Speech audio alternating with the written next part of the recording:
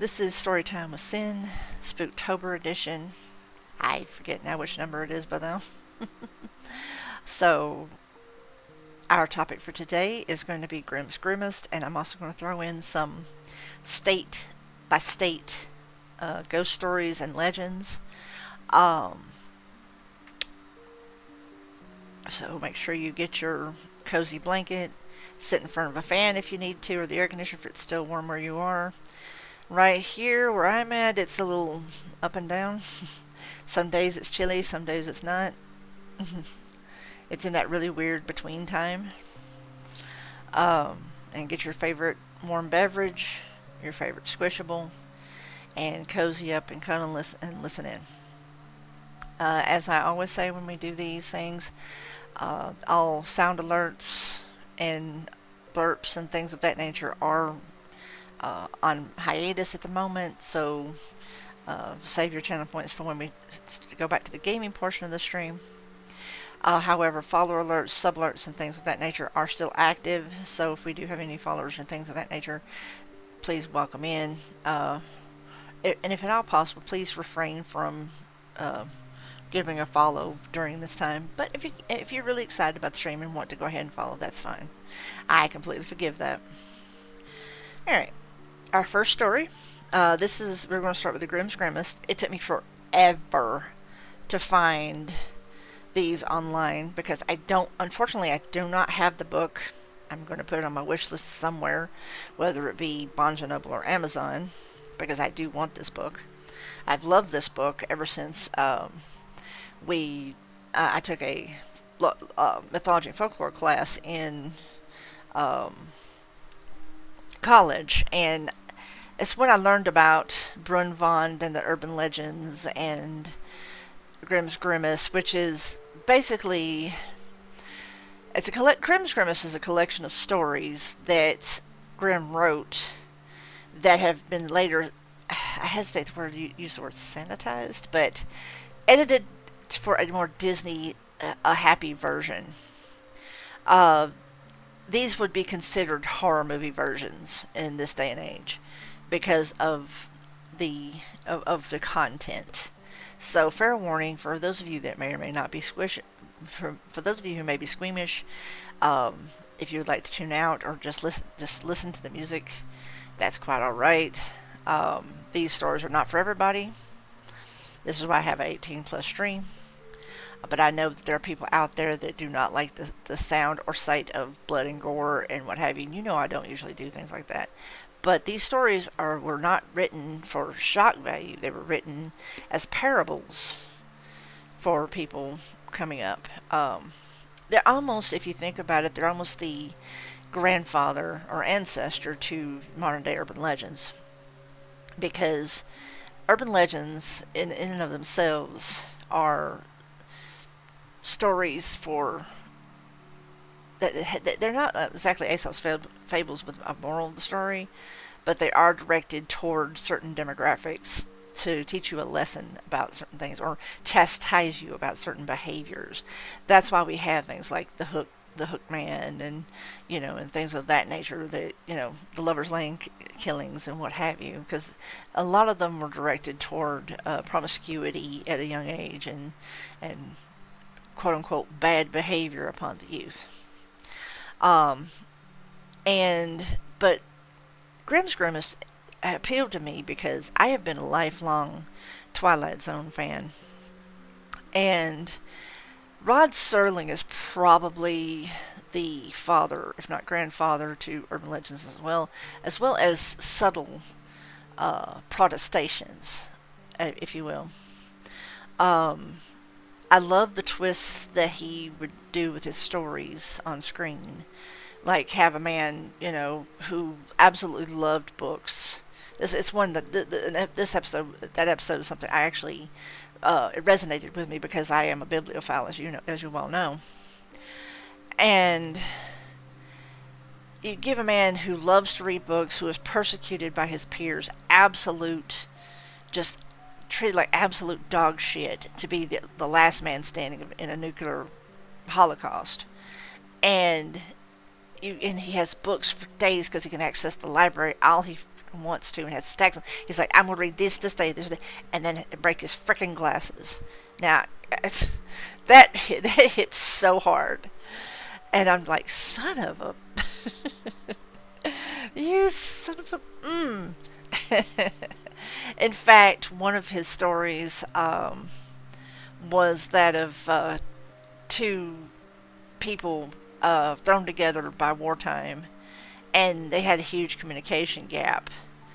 And the man was American, she was, at the time, and it might resonate today, the other side, I'm going to say, to refrain from too much political leaning there. But regardless, there was a communication gap, but they ended up getting along. I actually took it a step further in a short story that I wrote in one of my collections, and I put it in quotes because it is spicy. And they did a lot more than get along. But I did this with due respect to the original source material. But I digress. We're going to start with the story of Cinderella. Now, I'm sure most of you listening are aware of the basic story of Cinderella that was presented by Disney. You know, girls treated by shit by her stepsisters and her stepmother. Father died. Made to be the maid. Broke out of her shell thanks to a fairy. And won the heart of the prince overall. And, happily ever after and all that mess, right? Well, take a seat and listen. Cinderella by Jacob and Wilhelm Grimm. A rich man's wife became sick, and when she felt that her end was drawing near, she called her only daughter to her bedside and said, Dear child, remain pious and good, and then our dear God will always protect you, and I will look down on you from heaven and be near you. With this she closed her eyes and died. The girl went out to her mother's grave every day and wept, and she remained pious and good. When winter came, the snow spread a white cloth over the grave, and when the spring sun had removed it again, the man took himself another wife. This wife brought 2 daughters into the house with her. They were beautiful, with their fair faces, but evil, dark hearts. Times soon grew very bad for the poor stepchild. Why should that stupid goose sit in the parlor with us, they said. If she wants to eat bread, then she'll have to earn it. Out with this kitchen maid. They took her beautiful clothes away from her, dressed her in an old gray smock, and gave her wooden shoes. Just look at the proud princess, how decked out she is, they shouted and laughed as they led her into the kitchen. There she had to do hard work from morning until evening, get up before daybreak, carry water, make the fires, cook and wash. Besides this, the sisters did everything imaginable to hurt her. They made fun of her, scattered peas and lentils into the ash for her, so that she had to sit and pick them out again. In the evening, when she had worked herself weary, there was no bed for her. Instead, she had to sleep by the hearth in the ashes. And because she always looked so dusty and dirty, they called her Cinderella. One day it happened that the father was going to the fair, and he asked his 2 stepdaughters what he should bring back for them. Beautiful dresses, said the one. Pearls and jewels, said the other. And you, Cinderella, he said, what do you want? Father, break off for me the first twig that brushes against your hat on the way home. So he bought beautiful dresses, pearls, and jewels for his 2 stepdaughters. On his way home, as he was riding through a green thicket, a hazel twig brushed against him and knocked off his hat. He then broke off the twig and took it with him. Arriving home, he gave his stepdaughters the things they had asked for and gave Cinderella the twig from the hazel bush. Cinderella thanked him, went to her mother's grave, and planted the branch on it, and she wept so much that her tears fell upon it and watered it. It grew and became a beautiful tree. Cinderella went to this tree 3 times every day, and beneath it she wept and prayed. A white bird came to the tree every time, and whenever she expressed a wish, the bird would throw down to her what she wished for. Now it happened that the king proclaimed a festival that was to last 3 days. All the beautiful young girls in the land were invited, so that his son could select a bride for himself. When 2 stepsisters heard that they too had been invited, they were in high spirits. They called Cinderella, saying, Comb our hair for us, brush our shoes, and fasten our buckles. We are going to the festival at the king's castle. Cinderella obeyed, but wept, because she too would have liked to have gone to the dance with him. She begged her stepmother to allow her to go. You, Cinderella, she said, you all covered in dust and dirt, and you want to go to the festival? You have neither clothes nor shoes, and yet you want to dance? However, because Cinderella kept asking, the stepmother finally said, I've scattered a bowl of lentils into the ashes for you. If you could pick them out again in 2 hours, you may go with us. The girl went through the back door into the garden and called out, You tame pigeons, you turtle doves, and all you birds beneath the sky, come help me to gather. The good ones go into the pot, the bad ones go into your crop. 2 white pigeons came through the kitchen window, and then the turtle doves, and finally all the birds beneath the sky came whirring and swarming in and lit around the ashes. The pigeons nodded their heads and began to pick, pick, pick, pick, pick, and the others also began to pick, pick, pick, pick, pick. They gathered all the good grains into the bowl. Hardly 1 hour had passed before they were finished, and they all flew out again. The girl took the bowl to her stepmother and was happy, thinking now she would be allowed to go to the festival with them. But the stepmother said, "No, Cinderella, you have no clothes, and you don't know how to dance. Everyone will only laugh at you." Cinderella began to cry, and then the stepmother said, "You may go in if you're able to pick 2 bowls of lentils out of the ashes for me in 1 hour," thinking to herself, she'll never be able to do that. The girl went to the back door to the garden and called out, "You tame pigeons, you turtle doves, and all you birds beneath the sky, come help me to gather. The good ones go into the pot, the bad ones go into your crop." 2 white pigeons came through the kitchen window, and the turtle doves, and finally all the birds beneath the sky came whirring and swarming in and lit around the ashes. The pigeons nodded their heads and began to pick, pick, pick, pick, pick, and the others also began to pick, pick, pick, pick, pick. They gathered all the good grains into the bowls, and before half an hour passed, they were finished, and they all flew out again.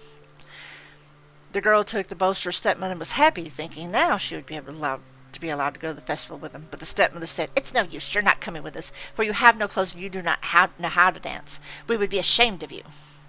And with this she turned her back on Cinderella and hurried away with her 2 proud daughters. Now that no one was at home, Cinderella went to her mother's grave beneath the hazel tree and cried out, "Shake and quiver, little tree, throw gold and silver down to me." Then the bird threw a gold and silver dress down to her, and slippers embroidered with silk and silver. She quickly put on the dress and went to the festival. Her stepsisters and her stepmother did not recognize her. They thought she must be a foreign princess, for she looked so beautiful in the golden dress. They never thought once it was Cinderella, for they thought that she was sitting at home in the dirt looking for lentils in the ashes. The prince approached her, took her by the hand, and danced with her. Furthermore, he would dance with no one else. He never let go of her hand, and when anyone else came to her and asked her to dance, he would say, "She is my dance partner." She danced until evening, and then she wanted to go home, but the prince said, "I will go along and escort you," for he wanted to see to whom the beautiful girl belonged. However, she eluded him and jumped into the pigeon coop. The prince waited until her father came, and then he told him that the unknown girl had jumped into the pigeon coop. The old man thought, could it be Cinderella? He had them bring an axe and pick so he could break the pigeon coop apart, but no one was inside. When they got home, Cinderella was lying in the ashes, dressed in her dirty clothes. A dim little oil lamp was burning in the fireplace. Cinderella had quickly jumped down from the back of the pigeon coop and had run to the hazel tree. There she had taken off her beautiful clothes and laid them on the grave, and the bird had taken them away again. Then, dressed in her gray smock, she had returned to the ashes in the kitchen. The next day, when the festival began anew and her parents and stepsister were gone, Cinderella went to the hazel tree and said, "Shake and quiver, little tree, throw gold and silver down to me." Then the bird threw down an even more magnificent dress than on the preceding day. When Cinderella appeared in the festival in this dress, everyone was astonished by her beauty. The prince had waited till she came, then immediately took her by the hand and danced only with her. When the others came and asked her to dance with him, he said, "She is my dance partner." When evening came, she wanted to leave. The prince followed her, wanting to see which house she went, but she ran away from him into the garden behind the house. A beautiful tall tree stood there on which hung the most magnificent pears. She climbed as nimbly as a squirrel into the branches, and the prince did not know where she had gone. He waited until her father came, and then said to him, "The unknown girl has eluded me. I believe she has climbed up the pear tree." The father thought, could it be Cinderella? He had an axe brought to him and cut down the tree, but no one was in it. When they came to the kitchen, Cinderella was lying there in the ashes as usual, for she had jumped down from the other side of the tree, had taken the beautiful dress back to the bird in the hazel tree, and had put on her gray smock. On the 3rd day, when her parents and sisters had gone away, Cinderella again went to her mother's grave and said to the tree, "Shake and quiver, little tree, throw gold and silver down to me." This time the bird threw down her a dress that was more splendid and magnificent than any that she had yet had, and the slippers were of pure gold. When she arrived at the festival in this dress, everyone was so astonished that they did not know what to say. The prince danced only with her, and whenever anyone else asked her to dance, he would say, "She is my dance partner." When evening came, Cinderella wanted to leave. The prince tried to escort her, but she ran away from him so quickly he could not follow her. The prince, however, had set a trap. He had the entire stairway smeared with pitch. When she ran down the stairs, her left slipper stuck in the pitch. The prince picked it up. It was small and dainty and of pure gold. The next morning he went with it to the man and said, "No one shall be my wife except for the one whose foot fits this golden shoe." The 2 sisters were happy to hear this, for they had pretty feet. Now here's where the dark stuff comes in.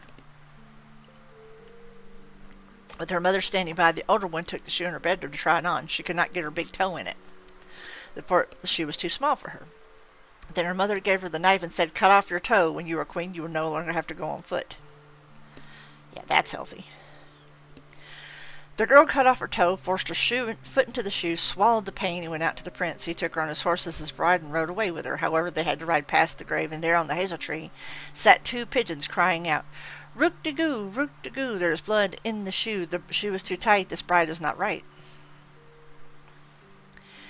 Then he looked at her foot and saw how the blood was running from it. He turned his horse around and took the false bride home again, saying that she was not the right one, that the other sister should try on the shoe. She went into her bedroom and got her toes into the shoe all right, but her heel was too large. Then her mother gave her a knife and said, "Cut off a piece of your heel. When you're a queen, you will no longer have to go on foot." The girl cut a piece off of her heel, forced her foot into the shoe, swallowed the pain, and went out to the prince. He took her on his horse as his bride and rode away with her. And when they passed the hazel tree, the 2 pigeons were sitting on it, and they cried out, "Rook-de-goo, rook-de-goo, there is blood in the shoe. The shoe is too tight. This bride is not right." He looked down at her foot and saw how the blood was running out of her shoe and had stained her white stocking all red. Then he turned his horse around and took the false bride home again. "This is not the right one either," he said. "Do you have another daughter?" "No," said the man. "There's only a deformed little Cinderella from my first wife, but she cannot possibly be the bride." So even her dad was an asshole. The prince told him to send her to him, but the mother answered, "Oh no, she's much too dirty, she cannot be seen." But the prince insisted on it, and they had to call Cinderella. She first washed her hands and face clean, and then went and bowed before the prince, who gave her the golden shoe. She sat down on a stool, pulled her foot out of the heavy wooden shoe, and put it into the slipper, and it fitted perfectly. When she stood up, the prince looked into her face and recognized the beautiful girl who had danced with him. He cried out, "She is my true bride."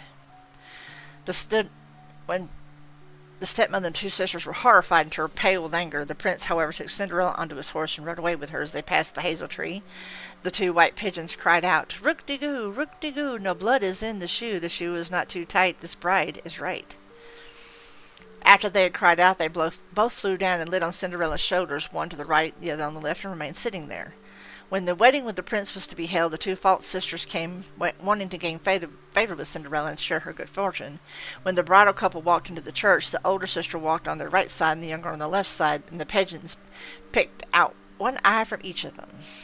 Afterwards, after they came out of the church, the older one was on the left side and the younger one was on the right side. Then the pigeons picked out the other eye from each of them. Thus, that for their wickedness and falsehoods, they were punished with blindness for as long as they lived.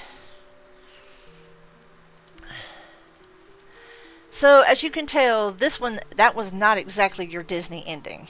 While, yes, Cinderella did live happily ever after, the stepsisters, however, did not. I think there's also a version at the end where the stepmother basically burns alive, but I may be confusing that with God knows how many others that involve evil stepmothers.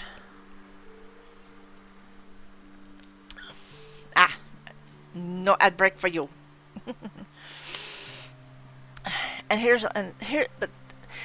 if you wanted to get anything from that story, like a moral from that tale, be yourself. And honestly, that pretty much signifies that Cinderella was a witch. Because she basically cultivated a mystical tree over her mother's grave, who, if her mother was anything like her, was probably an ancestral witch, and therefore she tapped into the power of that said grave by planting that tree. It's funny, she could have planted that anywhere, and she planted it right there, just saying. And the little spell she gave to, and enchanted the animals, well, there's a huge argument Cinderella might be a witch. And there's nothing wrong with that. She was using her powers for good. Although, if you think about it, the dress and stuff was a little, self-effacing. But the fact is that be your true self, no matter who you are. That's probably the moral of that story. Because if you're your true self the entire time, then people will love you for who you are, not for what other people will paint you to be. Because they tried their best to put her in their background to their foreground. And you see how it didn't benefit them. So, moving on to the next story. Hansel and Gretel. And yes, I pronounced it correctly. A lot of people say Hansel, and it's actually technically incorrect. Next to a great forest there lived a poor woodcutter with his wife and 2 children. The boy's name was Hansel, and the girl's name was Gretel. He had but little to eat, and once when a great famine came to the land, he could no longer provide even with their daily bread. One evening, when he was lying in bed worrying about his problems, he sighed and said to his wife, "What is to become of us? How can we feed our children from when we have nothing for ourselves?" "Man, do you know what?" answered the woman. "Early tomorrow morning we will take the 2 children into the thickest part of the woods, make a fire for them, and give them each a little piece of bread, then leave them by themselves and go off to our work. They will not find their way back home. We will be rid of them." "Yeah, that's healthy." "No, woman," said the man, "I will not do that. How could I bring myself to abandon my own children alone in the woods? Wild animals would soon come after them and tear them to pieces." "Oh, you fool," she said, "then all 4 of us will starve. All you can do is plane the boards for our coffins." And she gave him no peace until he agreed. Honestly, I'd left her ass out in the woods instead, but that's me. I'm sorry, but if my partner went, yeah, we can't feed all 4 of us. You know, if I said we're having a hard time feeding all 4 of us, if my husband, partner, whatever, comes to me and says, "Well, we'll just leave the kids out in the woods to starve," I'm like, you can go first, bitch. I'm sorry, I just this is not in me for that, "But I do feel sorry for the poor children," said the man. The 2 children had not been able to fall asleep because of their hunger, and they heard what the stepmother had said to the father. Have you noticed most of these stories entail marriages, stepmothers and what have you, step marriages and things. You got to wonder if they didn't have a little bit of history that was coming across in these stories for that reason, because it is a common trope amongst the Grimm's fairy tales. Gretel cried bitter tears and said to Hansel, "It is over with us." "Oh, be quiet, Gretel," said Hansel, "and don't worry, I know what to do." As soon as the adults had fallen asleep, he got up, pulled on his jacket, opened the lower door, and crept outside. The moon was shining brightly, and the white pebbles in front of the house were glistening like silver coins. Hansel bent over and filled his jacket pockets with them as many would fit. Then he went back into the house and said, "Don't worry, Gretel. Sleep well. God will not forsake us." Then he went back to bed. At daybreak, even before sunrise, the woman came and woke the 2 children. "Get up, you lazy bones. We're going into the woods to fetch wood." Then she gave each one little piece of bread, saying, "Here's something for midday. Don't eat it any sooner, for you'll not get any more." Gretel put the bread under her apron because Hansel's pockets were full of stones, and they all set forth into the woods. After they walked a little way, Hansel began stopping again and looking back toward the house. The father said, "Hansel, why are you stopping and looking back? Pay attention and don't forget your legs." "Oh, father," said Hansel, "I am looking at my white cat that is sitting on the roof and wants to say goodbye to me." The woman said, You fool, that isn't your cat. It's the morning sun shining on the chimney." However, Hansel had not been looking at his cat, but instead dropping shiny petals from his pocket onto the path. When they arrived in the middle of the woods, the father said, "You children gather some wood and I'll make a fire so you won't freeze." Hansel and Gretel gathered together some twigs, a pile as high as a small mountain. The twigs were set afire and the flames were burning well. The woman said, "Lie down by the fire and rest. We will go into the woods to cut wood." I always think that's such a bad sentence. "When we are finished, we will come back and get you." Hansel and Gretel sat by the fire. When midday came, each one ate his little piece of bread. Because they could hear blows of an axe, they thought that the father was nearby. However, it was not an axe, it was a branch that he had tied to a dead tree and that the wind was beating back and forth. After they sat there a long time, their eyes grew weary and closed, and they fell sound asleep. When they finally awoke, it was dark at night. Gretel began to cry and said, "How will we get out of the woods?" Hansel comforted her. "Wait a little until the moon comes up, then we'll find a way." After the full moon had come up, Hansel took his little sister by the hand. They followed the pebbles that glistened there like newly minted coins, showing them the way. They walked throughout the entire night, and as morning was breaking, they arrived at the father's house. They knocked on the door, and when the woman opened it and saw it was Hansel and Gretel, she said, "You wicked children, why did you sleep in the woods so long? We thought that you did not want to come back." But the father was overjoyed when he saw his children once more, for he had not wanted to leave them alone. Not long afterward, there was once again great need everywhere, and one evening the children heard the mother say to the father, we have again eaten up everything. We only have half a loaf of bread, and then the song will be over. We must get rid of the children. We will take them deeper into the woods so they will not find their way out. Otherwise, there will be no help for us." The man was very disheartened, and he thought it would be better to share the last bit with the children. But the woman would not listen to him, scold him, and criticize him. He who says A must also say B, and because he had given the first time, he had to do so the second time as well. Actually, he didn't, but that's for me not to criticize. The children were still awake and had overheard the conversation. When the adults were asleep, Hansel got up again and wanted to gather pebbles as he had done before, but the woman had locked the door and Hansel could not get out. But he comforted his little sister and said, "Don't cry, Gretel. Sleep well. God will help us. Early the next morning, the woman came and got the children from their beds. They received little pieces of bread, even less than last time, and on the way to the woods, Hansel crumbled his piece in his pocket and often stood still and then threw crumbs on the ground. Hansel, why are you always stopping and looking around? Said his father. Keep walking straight ahead. I can see my pigeon sitting on the roof. It wants to say goodbye to me. Fool, said the woman. That isn't your pigeon. It's the morning sun shining on the chimney. But little by little, Hansel dropped all the crumbs onto the path. The woman took them deeper in the woods than they had been their whole lifetime. Once again, a large fire was made, and the mother said, Sit here, children. If you get tired, you can sleep a little. We're going to the woods to cut wood. We will come and get you in the evening when we're finished. When it was midday, Gretel shared her bread with Hansel, who had scattered his piece along the path. Then they fell asleep, and evening passed, but no one came to get the poor children. It was dark at night, and when they awoke, Hansel comforted Gretel and said, Wait until the moon comes up. I'll be able to see the crumbs of bread that I scattered, and they will show us the way back home. When the moon appeared, they got up, but they could not find any crumbs, for many thousands of birds that fly in the woods and the fields had pecked them up. Hansel said to Gretel, We will find our way, but they did not find it. They walked through the entire night and the next day from morning until evening, but they did not find their way out of the woods. They were terribly hungry, for they had eaten only a few small berries that were growing on the ground, and because they were so tired that their legs could no longer carry them, they lay down on a tree and fell asleep. It was already the third morning since they had left the father's house. They started walking again, but managed only to go deeper and deeper into the woods. If help did not come soon, they would perish. At midday, they saw a little snow-white bird sitting on a branch. It sang so beautifully that they stopped to listen. When it was finished, it stretched its wings and flew in front of them. They followed it until they came to a little house. The bird sat on the roof, and when they came closer, they saw that the little house was built entirely from bread with a roof made of cake, and the windows were made of clear sugar. Let's help ourselves to a good meal, said Hansel. I'll eat a piece of the roof, and Gretel, you eat from the window. That will be sweet. Hansel reached up and broke off a little of the roof to see how it tasted, while Gretel stood next to the window panes and was nibbling at them. Then a gentle voice called from inside, Nibble, nibble, little mouse, who is nibbling at my house? The children answered, the wind, the heavenly child.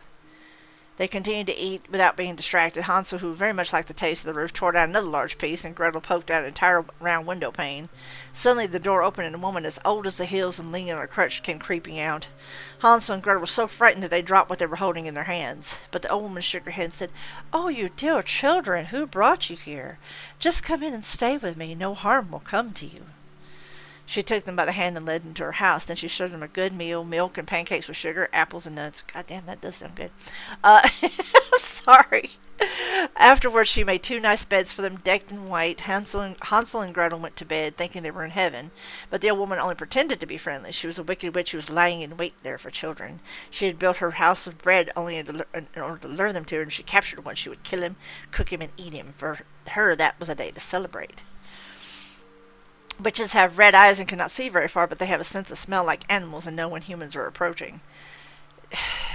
Here we go with the witches are evil bit, you know. When Hansel and Gretel came near to her, she laughed wickedly and spoke scornfully. Now I have them. They will not get away from me again. Early the next morning before they awoke, she got up, went to their beds, and looked at the two of them lying there so peacefully with their full red cheeks. They will be a good mouthful, she said, mumbled to herself. Then she grabbed Hansel with her withered hand and carried him to a little stall where she locked him behind a caged door. Cry as he might, there was no help for him. Then she shook Gretel and cried, Get up, lazy bones, fetch water and cook something good for your brother. He is locked outside in the stall and is to be fattened up. When he is fat, I'm going to eat him. Gretel began to cry, but it was all for nothing. She had to do what the witch demanded. Now Hansel was given the best things to eat every day, while Gretel received nothing but crayfish shells. I'd like to know where they got crayfish out in that country, but okay. Every morning the old woman crept up to the stall and shouted, Hansel, stick out your finger so I can feel if you're fat yet. But Hansel stuck out a little bone, and the old woman who had bad eyes and could not see the bone thought it was Hansel's finger and wondered why he didn't get fat. When 4 weeks had passed and Hansel was still thin, impatience overcame her. She could wait no longer. Hey, Gretel, she shouted to the girl, hurry up and fetch some water. Whether Hansel is fat or thin, tomorrow I'm going to slaughter him and boil him. Oh, how the poor little sister sobbed as she was forced to carry water, and how the tears streamed down her cheeks. Dear God, please help us, she cried. If only the wild animals had devoured us in the woods, then we would have died together. Save your slobbering, said the old woman. That doesn't help you at all. The next morning, Gretel had to get up early, hang up the kettle with water, and make a fire. First, we're going to bake, said the old woman. I already made a fire in the oven and kneaded the dough. She pushed poor Gretel outside to the oven, for which fiery flames were leaping. Climb in, said the witch, and see if it's hot enough to put the bread in yet. When Gretel was inside, she intended to close the oven and bake her and eat her as well. But Gretel saw what she had in mind, so she said, "I don't know how to do that. How can I get inside?" She's trolling now. "Stupid goose," said the old woman. "The opening is big enough. See, I myself could get in." And she crawled up and stuck her head in the oven. Then Gretel gave a shove, causing her to fall in. Then she locked and closed the iron door and secured it with a bar. The old woman began to howl frightfully, but Gretel ran away, and the godless witch burned up miserably. Gretel ran straight to Hansel, unlocked his stock, and cried, "Hansel, we are saved. The old witch is dead." Then Hansel jumped out like a bird from its cage when someone opens its door. How happy they were! They threw their arms around each other's necks and jumped for joy and kissed one another, because now they had nothing to fear. They went into the witch's house, and in every corner were chests of pearls and precious stones. "These are better than pebbles," said Hansel, filling his pockets. Gretel said, "I will take some home with me as well," and she filled her apron full. "But now we must leave," said Hansel, "and get out of these witch woods." After walking a few hours, they arrived at a large body of water. "We cannot get across," said Hansel. "I cannot see a walkway or a bridge." "There are no boats here," answered Gretel, "but there is a white duck swimming. If I ask it, it will help us across." Then she called out, "Duckling, duckling, here stand Gretel and Hansel. Neither a walkway nor a bridge. Take us onto your white back." The duckling came up to them, and Hansel climbed onto it, and then asked his little sister to sit down next to him. "That's a big-ass duckling." "I'm sorry." "No," answered Gretel, "this would be too heavy for the duckling. It should take us across one at a time." That is what the good animal did, and when they were safely on the other side and walked a little while, the woods grew more and more familiar to them, and finally they saw the father's house in the distance. They began to run and rushed inside and threw their arms around their father's neck. The man had not even one happy hour since he had left the children in the woods. However, the woman had died. Gretel shook out her apron, scattering pearls and precious stones around the room, and Hansel added to them by throwing one handful after another from his pockets. Now all their cares were at an end, and they lived happily together. My tale is done, a mouse has run, and whoever catches it can make for himself from it a large fur cap. Basically, it was their way of basically it's almost a revenge story if you think about it in a certain way, because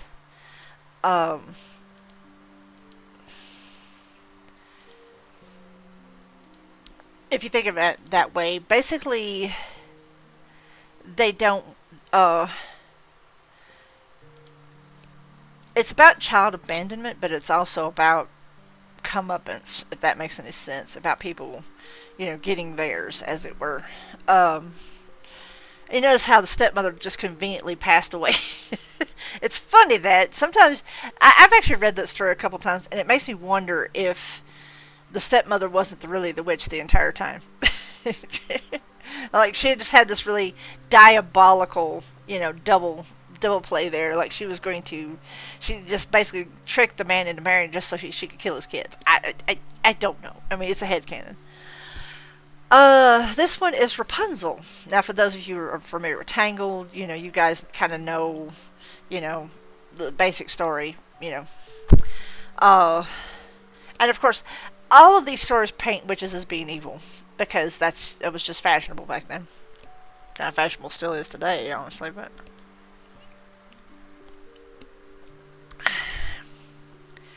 Once upon a time, there was a man and woman who had long, but to no avail, wished for a child. Finally, the woman came to believe that the good Lord would fulfill her wish. Through the small rear window of these people's houses, they could see a splendid garden that was filled with the most beautiful flowers and herbs. The garden was surrounded by a high wall, and no one dared to enter because it belonged to a sorceress who possessed great power and was feared by everyone. No, it was not my garden. One day the woman was standing at this window, and she saw a bed planted with the most beautiful Rapunzel. It looked so fresh and green that she longed for some. It was her greatest desire to eat some of the Rapunzel. This desire increased with every day, and not knowing how to get any, she became miserably ill. Basically, she was so obsessed with this. Let's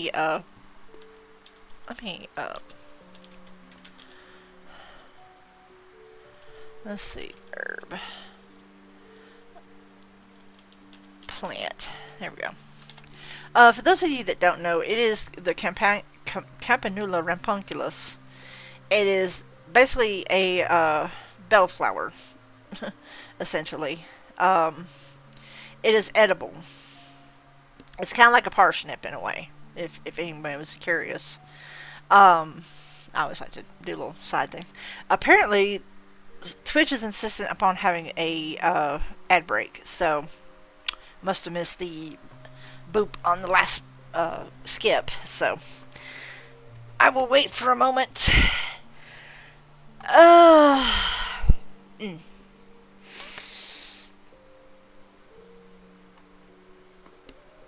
And even my little familiar is stretching as well. We're giving a little bit of a stretch here. A little stretch break, if you will. Um, I hope you guys are enjoying this. I know that it's, like I said, well, I mean, it's spooky time. It's supposed to be dark stuff, you know? I think I may pass on the juniper tree today. I think. No, I need to, because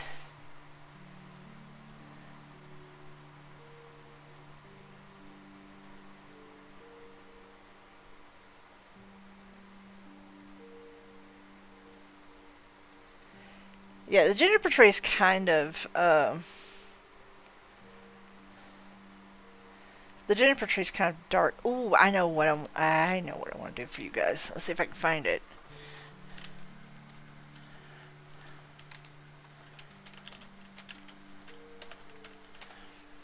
Since we're discussing things of this nature. Um,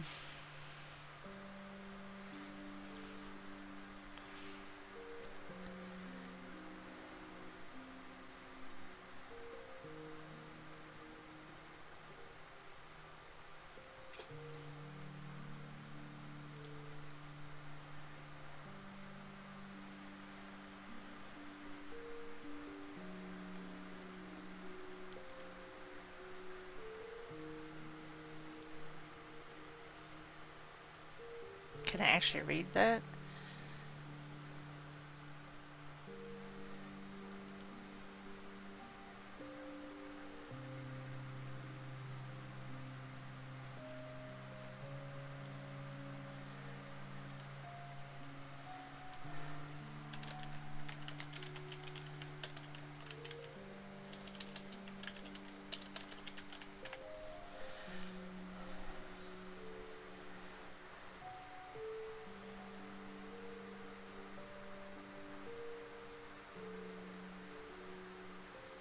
No, no, no, no.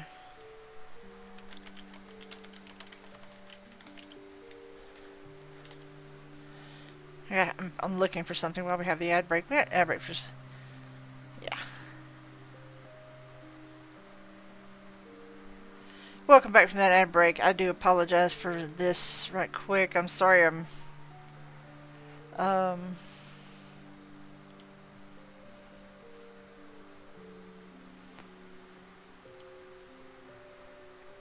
Let's see.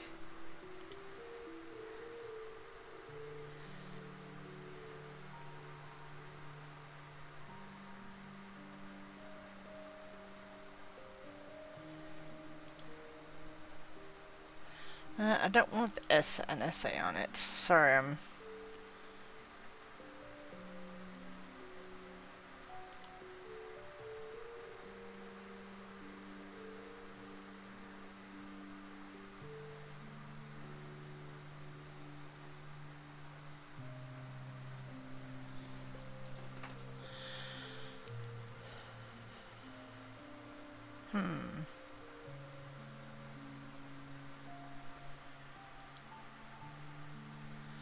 Sorry, I'm looking something up right quick, and I do apologize for the break in. I don't want the comic.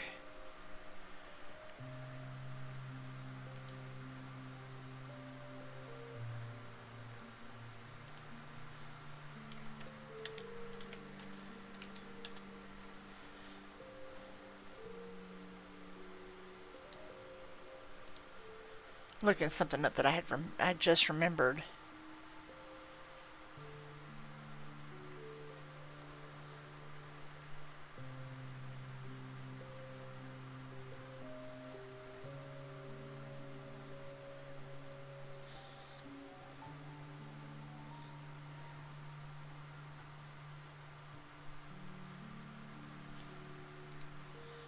Let's see. It might have been this. I'll get to what I'm looking at in just a second. But anyway, let me finish Rapunzel. Sorry, it's basically I wouldn't exactly call it ADHD, but it's more like, I just thought of this. Anyway, her husband was frightened and asked her, "What ails you, dear wife?" "Oh," she answered, "if I do not get some Rapunzel from the garden behind our house, I shall die." The man, who loved her dearly, thought, "Before you let your wife die, you must get her some of the Rapunzel, whatever the cost." Please don't ever do that. Just don't. Just don't. So just as it was getting dark, he climbed over the high wall into the sorceress's garden, hastily dug up a handful of Rapunzel and took it to his wife. Do you not think she's not going to see a big old hole in her garden? I'm just saying. She immediately made a salad from it, which she devoured eagerly. Of course, she used all of it up at one time. It tasted so very good that by the next day her desire had grown threefold. If she were to have any peace, the man would have to climb into the garden once again. Thus he set forth once again, just as it was getting dark. But no sooner had he climbed over the wall than to his horror he saw the sorceress standing there before him. "How can you dare," she asked with an angry look, "to climb my garden and like a thief to steal my Rapunzel? You will pay for this." "Oh," he answered, "let mercy overrule justice. I came to this out of necessity. My wife saw your Rapunzel from our window, and such a longing came over her that she would die if she did not get some to eat." I got a question. What was to stop him just going around to the house and just asking? I mean, really, seriously. The sorceress's anger abated somewhat. She said, "If things are as you say, I will allow you to take as much Rapunzel as you want, but under one condition. You must give me the child that your wife will bring into the world. It will do well, and I will take care of it like a mother." In his fear, the man agreed to everything. You see where this is going. When the woman gave birth, the sorceress stopped. When the woman gave birth, the sorceress appeared and named the little girl Rapunzel and took her away. Rapunzel became the most beautiful child under the sun. When she was 12 years old, the sorceress locked her in a tower that stood in the forest and had neither door nor stairway, but only a tiny little window at the very top. When the sorceress wanted to enter, she stood below and called out, "Rapunzel, Rapunzel, let your hair down to me." Rapunzel had splendid long hair, as fine as spun gold. When she heard the sorceress's voice, she untied her braids, wound them around a window hook, and let her hair fall 20 yards to the ground. The sorceress climbed up to it. A few years later, it happened that a king's son was riding through the forest. As he approached the tower, he heard a song so beautiful that he stopped to listen. It was Rapunzel who was passing the time by singing with her sweet voice. The prince wanted to climb up to her and look for a door in the tower, but none was to be found. He rode home, but the song had so touched his heart that he returned to the forest every day and listened to it. One time, as he was standing thus behind a tree, he saw the sorceress approach and heard her say, "Rapunzel, Rapunzel, let down your hair." Then Rapunzel let down her strands of hair, and the sorceress climbed up them to her. "If that is the ladder to the tower, then sometime I will try my luck." As the next day, just as it was beginning to get dark, he went to the tower and called out, "Rapunzel, Rapunzel, let down your hair." The hair fell down, the prince climbed up. At first Rapunzel was terribly frightened when a man such as she had never seen before came into her. Hey, yo. That's how it was phrased. I'm sorry. However, the prince began talking to her in a friendly manner, telling her that his heart had been so touched by her singing that he could have no peace until he had seen her in person. Then Rapunzel lost her fear, and when he asked her if she would take him as her husband, she thought, "He would rather have me than would old Frau Gothel." And she said yes, and placed her hand in his. She said, "I will go with you gladly, but I do not know how to get down. Every time that you come, bring a strand of silk, from which I will weave a ladder. When it is finished, I will climb down, and you can take me away on your horse." They arranged that he would come to her every evening, for the old woman came by day. The sorceress did not notice what was happening until one day Rapunzel said to her, "Frau Gothel, tell me why it is that you are more difficult to pull up than is the young prince who will be arriving any moment now." "You godless child," cried the sorceress, "what am I hearing from you? I thought I had removed you from the whole world, but yet you have deceived me none the less." In her anger, she grabbed Rapunzel's beautiful hair, wrapped it a few times around her left hand, and grasped a pair of scissors with her right hand, and snip, snap, cut it off. And she was so unmerciful that she took Rapunzel to a wilderness where she suffered greatly. On the evening of the same day that she sent Rapunzel away, the sorceress tied the cut-off hair to the hook at the top of the tower, when the prince called out, "Rapunzel, Rapunzel, let down your hair." She let down the hair. The prince climbed up, but above, instead of his beloved Rapunzel, he found the sorceress, who peered at him with poisonous and evil looks. "Aha!" she cried scornfully. "You have come for your mistress, darling, but that beautiful bird is no longer sitting in her nest, nor is she singing any more. The cat got her and will scratch your eyes out as well. You have lost Rapunzel, and you will never see her again." The prince was overcome with grief and his despair. He threw himself from the tower. He escaped with his life, but the thorns into which he fell poked out his eyes. Blind, he wandered about in the forest, eating nothing but grass and roots, and doing nothing but weeping and wailing over the loss of his beloved wife. Thus he wandered about miserably for some years, finally happening into the wilderness where Rapunzel lived miserably with the twins that she had given birth to. God damn, he did work fast. Maybe that wasn't just phrasing after all, if you feel me. He heard a voice and thought it was familiar. He advanced toward it, and as he approached, Rapunzel recognized him, and crying threw her arms around his neck. Two of her tears fell into his eyes, and they became clearer once again, and he could see as well as before. He led her into his kingdom, where he was received with joy, and for a long time they lived happily and satisfied. Apparently. Oy. I thought that was just phrasing, but, I guess he did. Because I like to know how she got twins. Never mind. That one is a little happier, and that's a good place for me to stop with the Grimm stuff, because it's a little happier than most of the Grimm's turns out. I think there is, I want to say that the sorceress ends up dead somehow in a different version I've read, but I can't remember very well. But it is kind of gives you that whole love will conquer all feel, kind of like the Disney versions do. And in that version, yes, she did fall in love with the prince. It was always that it still had the same strains that love. It still has the same strains of the prince is going to be the protagonist that saves her. You didn't read much about. I mean, yes, some actually save themselves, like Hansel and Gretel, but when it comes to it gives that whole damsel in distress trope, where, you got to have the big brave prince to save you. That's why I love the fact that Disney got away from that with things like Brave and Mulan and stuff like that, because, we don't have to have a prince to save us anymore. I would actually love to see if there's actually some reverse gender versions of those now, where it's the guy that's in trouble. I'm sure somebody has sat down and retconned some of this stuff to do that too. This is now. I'm going to say this.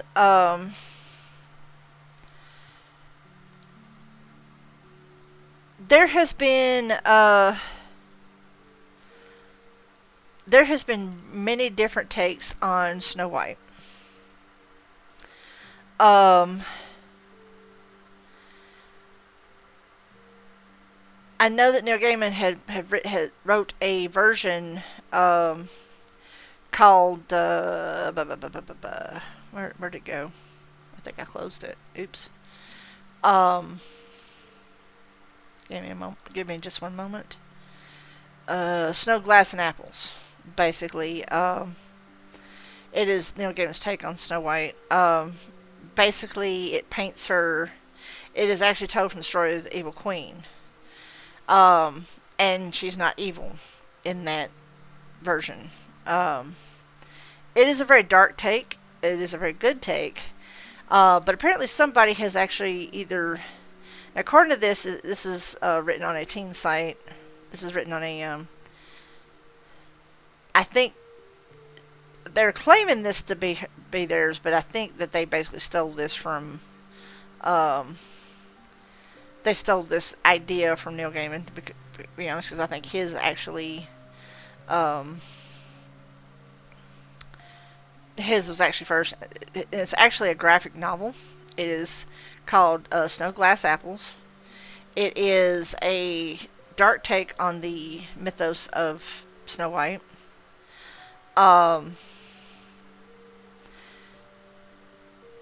Basically, but I'm going to read this, I guess I hesitate to say amateur version, but let me read this. And then it says, for those of you who are so terribly naive to think that vampires are as docile and sweet as Edward Cullen, or as obvious and dramatic as Dracula, then you, like every other mortal, are terribly misled, for the real vampire stories lie right underneath your nose. Now, for those of you who loved Snow White as a kid, and have loved the Disney princess, you're going to hate me right now. Because not only does this make a whole lot of damn sense, it's spookily accurate. Gaiman's version is akin to this. I don't know if this is basically them plagiarizing him, but this is essentially, without actually reading that text to you, this is essentially what it's about. And this is probably their take on it. Once upon a time, when the supernatural mortal world still coincided, a recently pregnant queen sat sewing at her window of black ebony. As she watched the snowflakes fall swiftly, she pricked her finger over the needle, leaving 3 drops of blood to fall into the snow. As she marveled at the beauty of the red against the white, she thought to herself, if only my child were as white as snow, as red as blood, and black as the wood in this frame. Now, there's no saying, be careful what you wish for, which heeds any man with caution of their own desires. Now, whether a passing fairy had overheard or was simply coincidental is unknown. But the queen's wish was fulfilled, and so the true story of Snow White begins. This is basically... this is going to get really dark, and I do apologize. A starving vampire passed the castle and spotted a familiar glint of red from the forest. Merely surviving on animals for the past month, he was eager to smell the blood of a woman. This vampire was not like those you read off in books. His skin was pale with striking and hideous veins which ran through it, his presence indescribably unnatural and unable to fathom a single emotion. He quickly approached the castle, eyeing the marvelous ruby drops and the scent of life which lured him. When he saw the perfect plump prey which sat and sang to her newborn child, his mouth watered with hunger, but something far more valuable struck his attention. Now, if you think vampires only feed on blood, then you're entirely mistaken, for vampires feed on something far more precious: souls. The feeding of souls is, of course, how the process of vampire transformation occurs, hence the living dead. But for some unknown, unexplainable reason, there are only a few victims which are eligible for such transformation. So when the vampire approached the queen, he decided the newborn child's destiny. With unimaginable strength, the vampire grabbed the queen and savagely ripped a shred of her neck off with his teeth. He then began to carefully, calculatingly, suck every last drop of blood until he could gain until her body grew shriveled and gray, collapsing into dust. Silent, he grabbed the crying baby, stared deep into her blue eyes, placing his lips to hers, slowly absorbing her innocent and untampered soul. The power which he gained was tremendous. As he watched the baby's skin grow pale, he placed her down in a nearby crib. No longer crying, went off to kill every other mortal in the castle. News spread quickly of the devastating vampire attack and how the queen's newborn daughter had been left unscathed, but a nearby queen who was also a sorceress, extremely knowledgeable in the black arts of the vampire, knew this was not the truth, and when asked to adopt this young girl, agreed in hopes of somehow reversing or limiting her curse. Though her mother was not alive to see it, the queen had a daughter who was white as snow, whose lips thirsted for and stained with blood, and whose heart was as black and cold as ebony. The sorceress took the baby in, naming her Snow White, but she knew there'd be deep, dark consequences to her actions. As she watched Snow White grow, she began to feel impending doom. Carefully locking her in a room where she was fed animal blood, the queen held Snow White as best she could. But each day Snow White grew thirstier and thirstier, and she knew she had little time before she could contain Snow White any longer. Desperate, the sorceress remembered a gift she had received a long time ago, a magic mirror which answered any question. The queen looked in the magic mirror and asked, "Mirror, mirror on the wall, I am your queen, you tell me all. I ask your help in time of need. It is Snow White, please tell, I plead." The mirror grew, a dark black and resonating voice came up. "Her hunger grows, she must depart. You cannot kill that with no heart." And though the queen had heard what the mirror said, she refused to allow a vampire to escape into the world and sent her most trusted bounty hunter to try and kill Snow White. But when he arrived, Snow White was too desperate for blood, that he was no match, and she escaped into the woods, where she found a cottage that 7 dwarves resided in. Instead of drinking their blood until death, Snow White made them into her mindless and devoted slaves. The sorceress asked the mirror each day what she would do with Snow White, but the mirror had no answers. For the queen spent months researching as much as she could. Finally, she made a potion that would both attract and poison Snow White, but to give it to her, she had to risk her own life. Disguised as an old peasant woman selling apples, each which held the poison, she went to Snow White's cottage.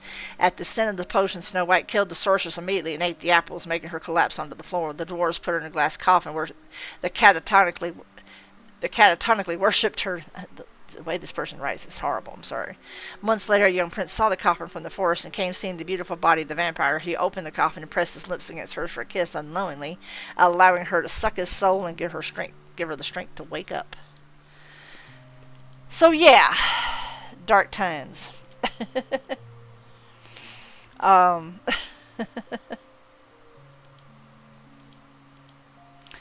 So yeah. Yeah. That is not the most popular version of that story, but that she is a rampaging vampire. But it makes a whole lot of weird sense. Now, for a adroit shift in subject matter, I'm going to talk about spooky times in and around these United States. For those of you that don't know, I do reside in the United States. I'm going to be touching on 3 different states today: Colorado, Georgia, and Mississippi. All the places I have lived for an extended part of my life. I'm not going to go into huge detail, but I'm going to hit some highlights.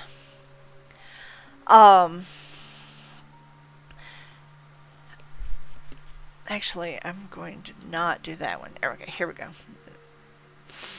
I'm going to start with Colorado first. These are strange and scary pieces of history. This is a bit about Cheeseman Park. Before Cheeseman Park was a park, it was Mountain Prospect Cemetery.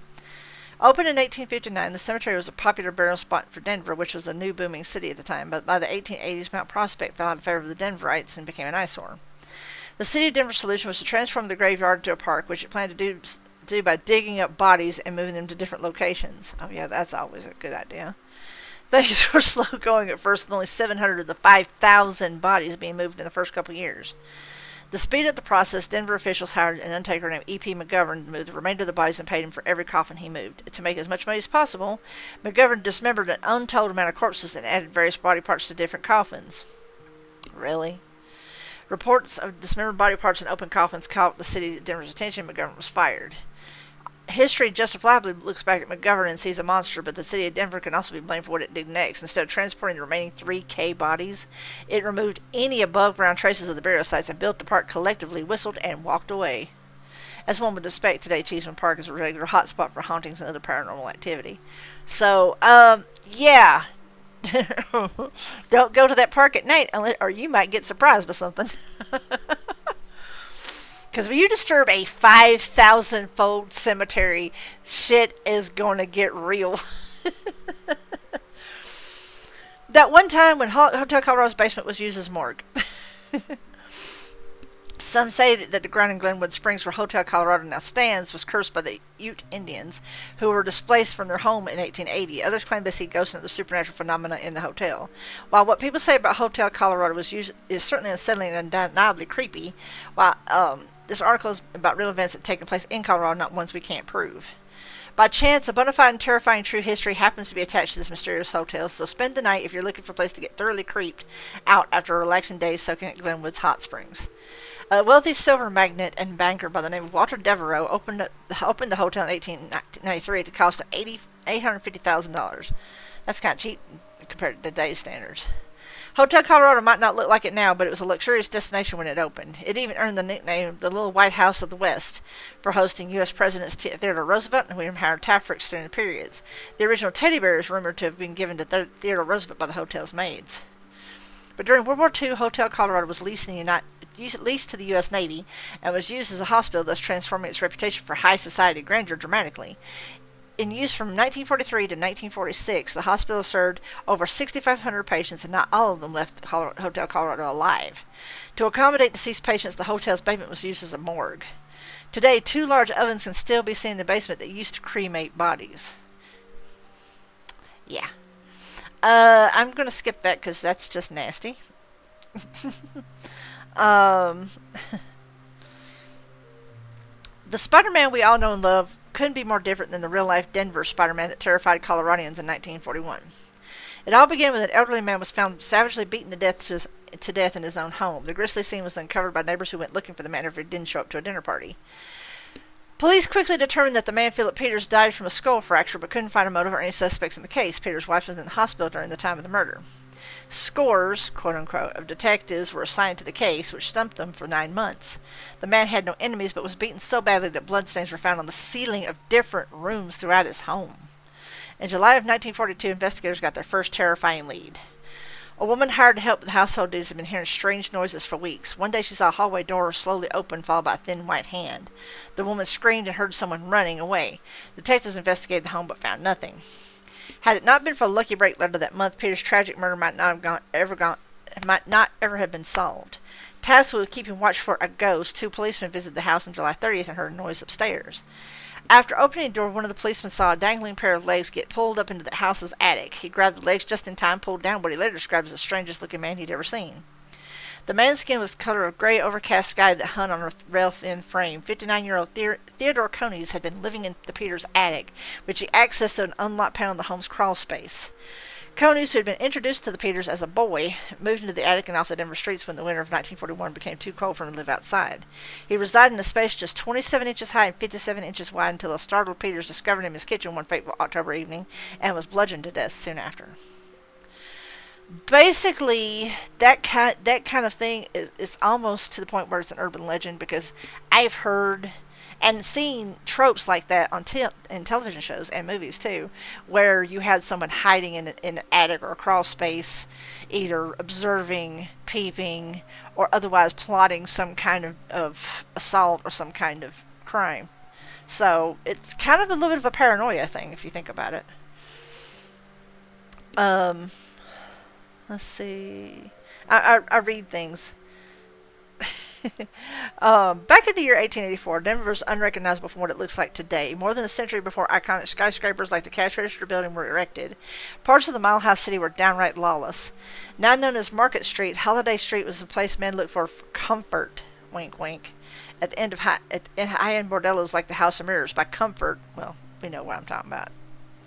One such man was a barber from Leadville named John F. Fitzgerald. Fitzgerald told his wife he was visiting a friend in Denver, but ended up on Holiday Street, which was the last location he was seen alive. Months later, 3 unfortunate boys stumbled upon his body, which was far along in the decomposition process by then. A reported crowd of 1,000 watched as a crew of men dug the body out of the mud with shovels. For some reason, Fitzgerald's barber tools were recovered along with him, each with his name engraved. It took some doing, but the authorities eventually pieced together the story behind Fitzgerald's murder. The barber had begun his first night in Denver and the last one of his life by strolling into one of Holiday Street's seedy gambling establishments and showing everyone all his money. Duh. Later that night, he was entertained by a sex worker by the name of Belle Warden and was killed by her and her lover Barry Gates as he fell asleep. According to reports, Fitzgerald's throat was expertly cut. His ghost is said to haunt Union Station, chased by the ghost of his wife, chasing him with a rolling pin. I'd love to see that. That'd be hilarious. We're not going to read. Let's see. Let's see.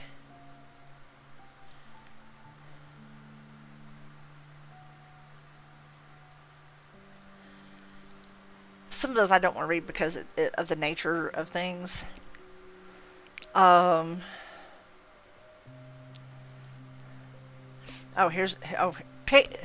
one that's kind of close to home. On a quiet evening in 1932, a woman named Desperation Mona drove off the steep edge of Pikes Peak Toll Road near mile marker 13. The tangled wreckage of her car was discovered 150 feet below. Somehow she survived, but her life wasn't long. 3 weeks after the accident, she barely recovered from her injuries. Desperation Mona died at the hands of her murderous husband. As dust fell across Pikes Peak on a cold evening some 40 years later, a man working on the mountain spotted a woman shivering at the edge of the road. He blanketed her with his leather jacket and drove her on his motorcycle to the toll booth at the base of the mountain. When he brought his bike to rest, Desperation Mona climbed off, removed the man's jacket, and ran back up the road. Her hazy form disappeared into the darkness. Legend has it that every year on the anniversary of her accident, Desperation Mona appears at the edge of the Pikes Peak Toll Road, now Pikes Peak Highway, near mile marker 13, shivering the cold evening air. She surveys the scene of her crash. Basically, that goes back to the Lady in White urban legend, and there's a lot of versions of that. Now, for those of you that have come to actually visit me, you guys might be well aware of this, but for those of you that have not ever been out this way, here's a little tale for you.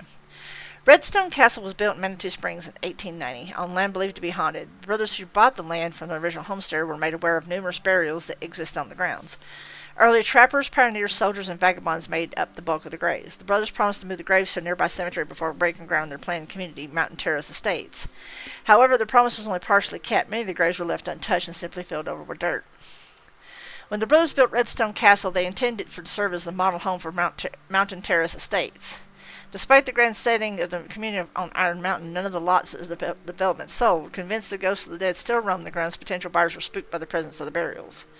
Redstone Castle sat vacant for many years until a man named Balaam Hawkins was hired to serve as the caretaker. His stay in the castle was short. After he and his family moved in, they began hearing strange voices and seeing gauzy apparitions.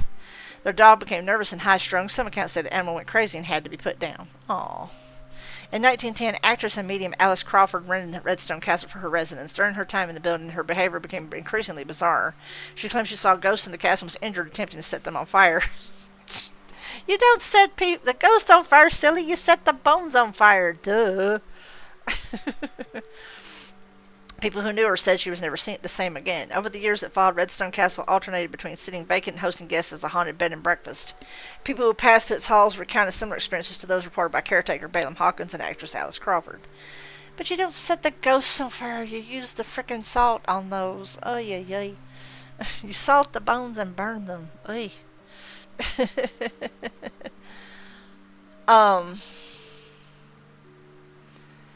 Here's another one. This is Park County, Colorado. A dance hall girl named Silverheels stepped off the stagecoach in the gold mining town of Buckskin Joe, just west of Almond, in 1861. She captivated the miners with her enchanting performances at the local dance hall and saloon. The silver shoes she wore when dancing earned her the name Silverheels. When smallpox ravaged Buckskin Joe in the winter of 1861, Silverheels proved to be more than just a dancer. Rather than leaving town to escape the deadly outbreak, she stayed in Buckskin Joe to nurse the sick, care for their families, and help bury their dead in the cemetery up the hillside. She was considered a hero, but vanished in the aftermath. By the spring of 1862, the worst had passed, but Silverheels was nowhere to be found. The surviving miners searched the surrounding mountains, but found no trace of the beautiful girl. Some said perhaps she contracted smallpox and perished. Others said she simply left town. No one knew for sure. Years later, a veiled woman dressed all in black was seen wandering the Buckskin Joe cemetery. People who lived through the smallpox outbreak believed it was Silverheels returning to visit the graves of those she helped bury. They tried to thank her for her service, but she spirited off into the mountain air before they could reach the cemetery gate. To this day, many believe the ghost of Silverheels still wanders the remains of the old cemetery. Let's see. The Colorado School for the Deaf and Blind was built in Colorado Springs in 1874. The collegiate Gothic-style buildings were designed by local architects. As the only school of its kind in Colorado, the CDSB enrollment peaked at 350 students in the 1970s. The school's decline began a few years later, though nearly 250 students were still served today. Over the decades, CDSB has amassed a diversity of hauntings. Deaf students have reported seeing ghostly apparitions and unexplained dark shapes in the dormitories, gymnasiums, and basement. Blind students have reported hearing bizarre noises coming from the basement and other areas of the campus. All agree the basement is the creepiest location. It is unknown whose spirits haunt the school, and whether they're merely residual hauntings or something seeking to make contact with the living. Either way, the eerie sensations felt and seen by the students who've passed through the halls of the Colorado School for the Deaf and Blind have left their mark on the history of Colorado Springs. Okay. Let's see. Okay, I said that about the... Oh, okay, here's one. The Colorado Grand Casino and Hotel is a charming historic building nestled in the town of Cripple Creek. Cripple Creek has its own fascinating history. It was one of the richest gold camps of its time, seeing thousands of prospectors, 500 mines, and $11.2 billion in gold between 1890 and 1910. Now, I could sit down and extrapolate that for inflation, but I ain't going to. That's math. Math is hard. It was also the home to violent miner strikes that led to drastic sudden downfall in gold production. The population dwindled to only 600 residents that remained in 1990. Cripple Creek legalized gambling to avoid becoming a complete ghost town. That's why you hear a lot about the Cripple Creek casinos and stuff. The Colorado Grand Casino and Hotel opened in 1991 with the historic Fairley Brothers and Lampman building. The three-story structure has been part of Cripple Creek throughout its history, bearing witness to the town's glittering highs and bloody lows. Maybe that's why ghosts are said to wander the casino's rooms to this day. The tales of spirits and specters roaming the casino are countless, and as this destination is one of the most haunted locations in the country. Maggie, a red-haired Irish woman who enjoys spending her time at slot machines late at night with a male spirit by her side, is one of the most notable ghosts. You might run into Lily, a young spirit who loves purple balloons if you stay the night. Leave her a different colored balloon, she'll pop it. Leave her a purple one, though, and she'll happily carry it around the casino.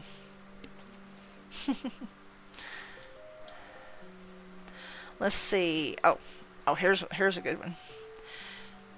Transylvania immigrant Theodore Galva died in Lafayette, Colorado in 1918 during a flu outbreak. He was 43 years old, a coal miner, potentially just another resident buried in the Lafayette Municipal Cemetery that year. According to locals, though, he was also eerily tall and thin, had dark hair and long, sharp fingernails, wore a trench coat around town, and had a taste for human blood. Local legend says that in true vampiric fashion, Glava was killed via stake in his heart. Even more mysterious, a tree grew from the stake after he was buried. There is, in fact, a tree in the middle of the Galva's grave, but whether it's sheer coincidence or evidence of a vampire with a wooden stake in his heart is up to you. Either way, locals have a habit of sprinkling salt around Glava's headstone to keep evil spirits contained, just in case. Honestly, I think a lot of that is probably a offshoot of how vampire lore got started to start with. Let's see.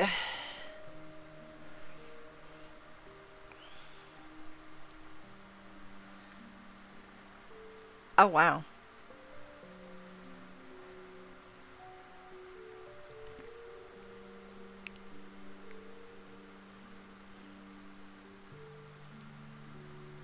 I'm reading some stuff. Okay. But wait, there's more. Actually, I'm going to leave off there with the Colorado stuff. Trust me when I say Colorado has a ton of spooky shit to have to read up on and go through. I'll be honest with you. Honestly, I've lived in a lot of spooky shit. I've experienced a lot of spooky shit in my life. I have lived in probably 3 of the most spookiest states in the fucking union because I've lived in Georgia, Mississippi, and Colorado, and it's like the spooky follows me. I don't get it, but it does. Speaking of spooky, and this is talking about Georgia.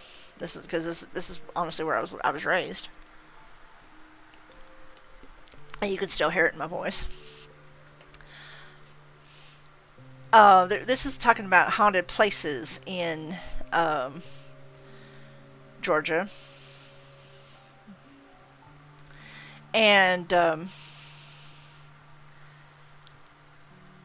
let's see. Oh, here's a good one because this kind of touches on close to where my mom used to go to college. The Kennesaw House, built in the 1840s, the building was used as a hospital during the Civil War and is believed to be home to nearly 700 spirits. Now, you talk about a nexus for shenanigans. Oi. One common report is that while visiting, guests were in the elevator when it unexpectedly went to the basement. When the doors appeared, they saw soldiers in hospital beds and a man appeared to be a surgeon walking around. Another story, told by a young schoolgirl who was on a field trip to the museum, is that she saw a woman in a light blue antebellum-style dress. The woman smiled at her and then disappeared. Later in the tour, the girl identified the woman she saw in a picture in the museum, who happens to be the original owner of Kennesaw House. There's also the 1790 Inn and Tavern. This is from Savannah. Savannah is one of the biggest places if you ever want to go look at spooky shit. Located on East President Street, this lovely inn is the oldest hotel in Savannah. It's a popular stop among many with an interest in history, and even more so among paranormal experts. It's here that the spirit of Ann Powell, a young girl who fell to her death from room 204, continues to live. There are many different versions of what happened surrounding Ann's suicide, but all of them include the fact that she was around 17 years old and pregnant. Whether by a sailor that came through town looking for a good time or a lost love, one thing remains constant, and that's Ann's lingering soul that continues to haunt the inn, especially those who stay in room 204. Reports include guests awakening to see Anne looking over them and then turning away in tears only to jump out the window. Other accounts include missing belongings, mostly women's undergarments, turning up in planters and behind bushes outside the building. That just may be somebody playing some silly boogers. And some guests felt that someone was touching their cheek only to wake up to find no one there. Today, the 1790 Inn and Tavern requires guests staying in room 204 to sign a waiver that they will not ask for their money back, although most who stay there today are ghost hunters who actually request this room in hopes of running into Anne. Ghost hunters. One thing that always makes me cringe.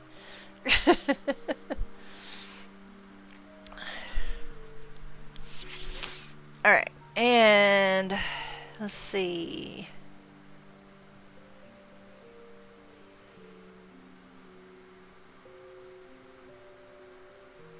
Okay, here we go, because this is good. I like to read ahead sometimes because I want to make sure that it's safe for reading, as it were.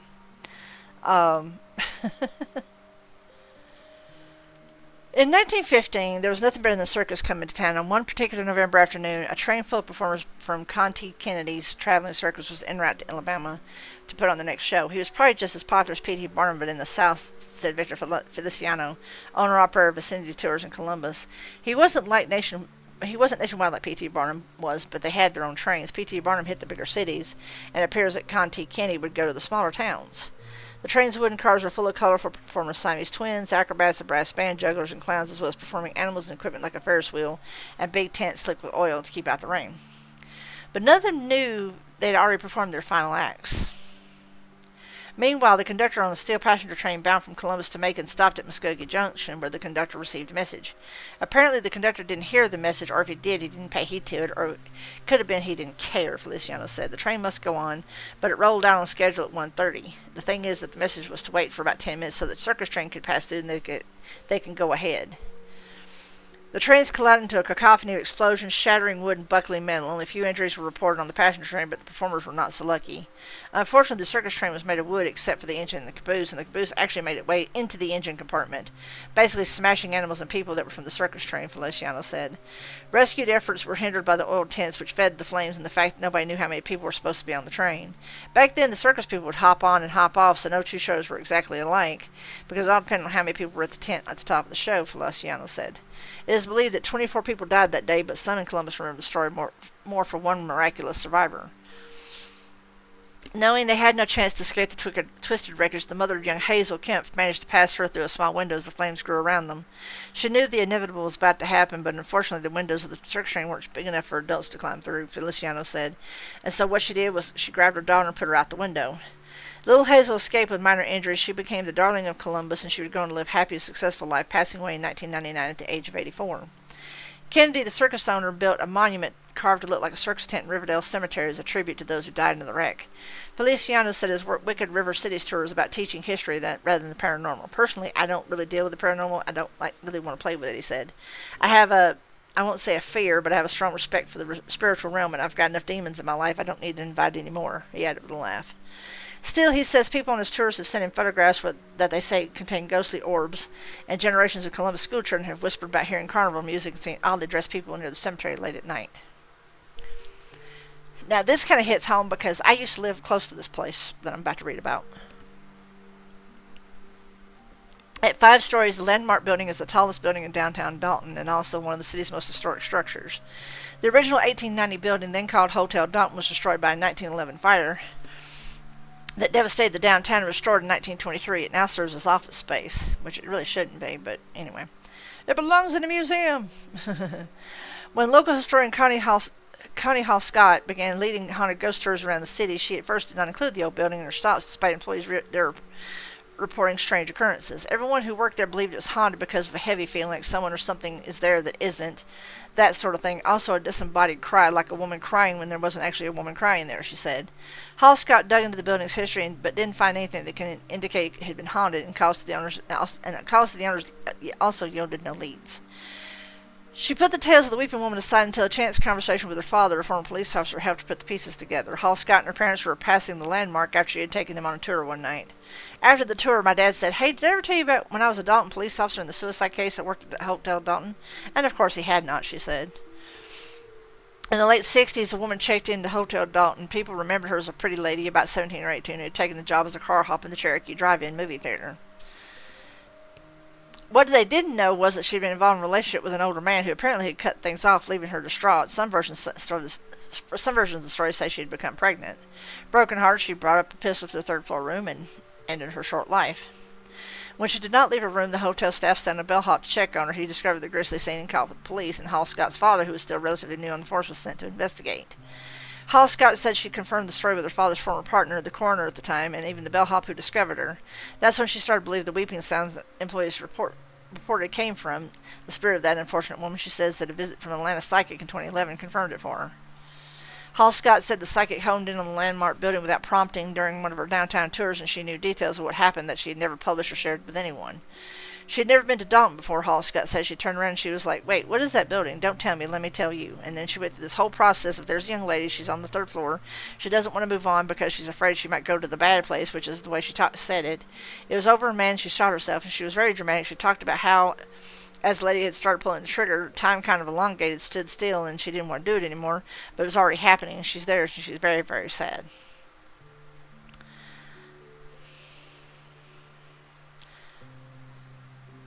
Now here's another one that kind of hits home because I went to the University of Georgia.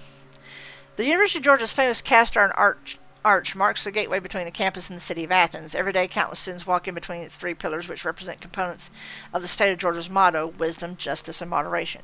Which, by the way, I have a picture of that arch, by the way. Few, however, know the story of its creation and its links to the dark side of Georgia history. The arch was made by iron workers at the Athens foundry in 1857 as part of what was then a fence around the campus. The foundry, established in 1850, used a mix of slave and free labor at the time of the arch's construction, said historian Jeff Clark, so it's likely that slaves were involved in its creation. Even for free men, it was grueling and sometimes dangerous work. Debilitating and fatal injuries were common in iron foundries at the time. When he takes tour groups of the old foundry site, Clark points to the bricks that make up the building, bricks he says still bear their fingerprints. Blech, I can't talk today. We want to tell their story, we want to highlight the work they did, Clark said, and then we go on and talk about the fact that there seems to be missing pieces to the history of the building with regard to the fatality rate. Foundries were very dangerous, very nasty work. It was relatively high mortality rate in these things. This was making iron under really primitive conditions. And there were accidents, but this particular place has no real mention of those, whereas other facilities do document that. So we have a beginning for this particular building that's rather ominous. Athens and the University of Georgia have old connections with slavery that in some current leadership would rather not remember. While the university itself did not own slaves, it did rent their labor, and enslaved people performed tasks on campus ranging from carrying water and gardening to cleaning rooms and carpentry, according to the university. Some faculty did own their personal slaves, and others contributed to intellectual arguments supporting the practice. The university came under the spotlight in 2015 when workers uncovered numerous graves that DNA tests determined contained the bodies of African Americans.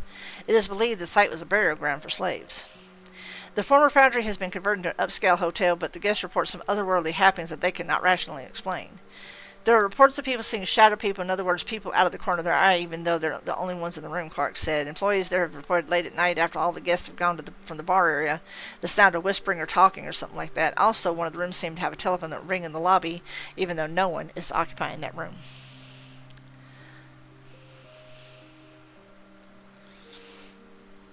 Okay. Boop. And speaking of the University of Georgia,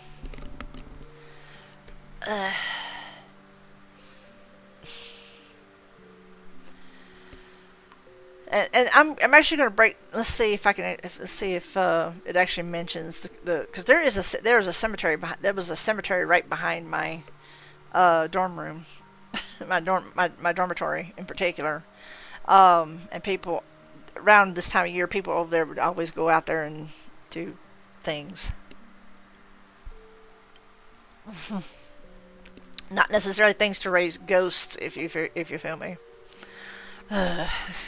Never understood the idea of doing something like that in a graveyard. I just no. Let's see. I'm not gonna. Let's see.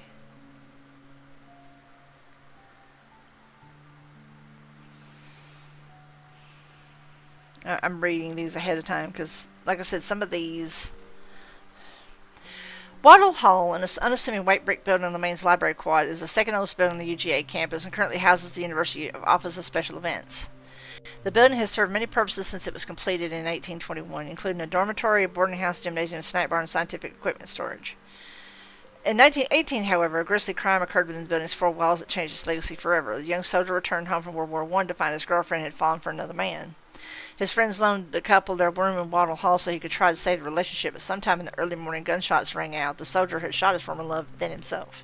According to the Red and Black, which is their newspaper, visitors to Waddle Hall over the years report unexplainable sounds and eerie lights coming from the second floor of the building. Could it be the former lovers returning to continue their quarrel? Let's see. I'm reading up.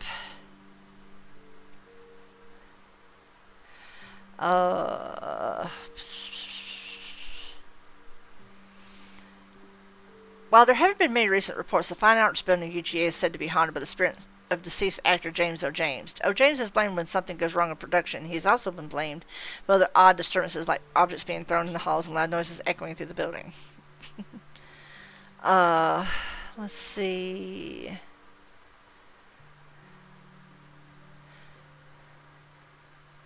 Yeah, I hate to say it, I can't read a lot of these because it involves unaliving themselves, and so to prevent triggering, I don't like to read stories of that nature if it can be helped. Let's see. Uh,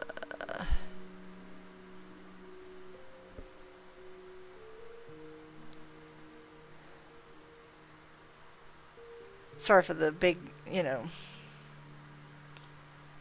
Okay. Boop. Now, um, I'm kind of keeping this brief because we do have a certain amount of time for these tales. Um, this is, we're going to make it. Oh, I forgot. I should have brought some California stuff in. But now, I might do that next week. We'll see. This is switching over to Mississippi. Featured on the episode of Ghost Adventures, King's Tavern in Natchez is well known as the city's oldest standing building. According to local legend, workers were performing a renovation on the tavern's fireplace in the 1930s when they discovered a space behind the wall holding the remains of 3 bodies. One of the bodies is said to have been the mistress of the tavern's original owner. Guests reported seeing images in the tavern's mirror and hearing a crime baby in the restaurant. The tavern and inn are still operating today. Known as Mississippi's most haunted house, the grounds of McRaven serves as a Confederate campsite and field hospital. At least 5 people have died inside McRaven. The remains of 11 likely Confederate soldiers are buried on the property. Mary Elizabeth Howard, who died during childbirth in the upstairs middle bedroom in 1836, is said to be the most active spirit in the house. Pardon me. Her apparition has reportedly appeared to numerous witnesses. Other former occupants have made posthumous appearances, like John Bobb, murdered by Union soldiers near McRaven in 1864, and William Murray, who died in the home in 1911. The home was open for ghost tours. Mount Helena, the colonial revival home in Rolling Fork, has a long-running reputation as being haunted. Built as a retirement home for Helen and George Harris in 1896, the home sits atop a ceremonial Indian mound in the Delta region. Locals recount sightings of a lady dressed in a white gown peering out of windows or standing in the front yard. The property has been investigated by the Mississippi Paranormal Society, which recorded electronic voice phenomena, observed shadowy figures, and captured orbs and photos. Let's see.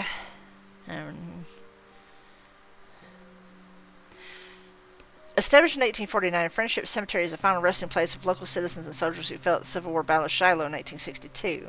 A Confederate soldier is still said to walk through the military section of the cemetery. Visitors to the cemetery are also attracted to the weeping angel standing over the grave of Reverend John Teasdale. Grasp the angel's hand, and some have remarked it feels lifelike. Ooh. In the middle of the sprawling historic Glenwood Cemetery, there's a chain-link surrounded grave known as the Witch's Grave, according to local legend, and canonized in William Morris novel's Good Old Boy. The aforementioned witch lived on the Yazoo River, luring in fishermen to tease and torture. Law enforcement caught on to her ways and chased her through the swamps where she was half drowned in quicksand. As she sank, she swore revenge on Yazoo cities and townspeople. In 20 years, I will return and burn this town to the ground. No one thought much of it at the time, then came May 25th, 1904. The fire of 1904 destroyed more than 200 residences and nearly every business in Yazoo City. 324 buildings in total. So basically, she came from, basically she made shit come true. Never threaten a witch, because shit like that happens. Let's see.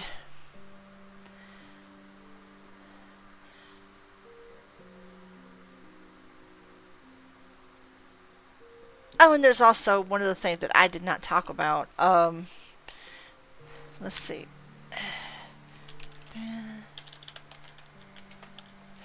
There is and I can't end the discussion about things like this. Oh, there it is. The last snooze. I cannot.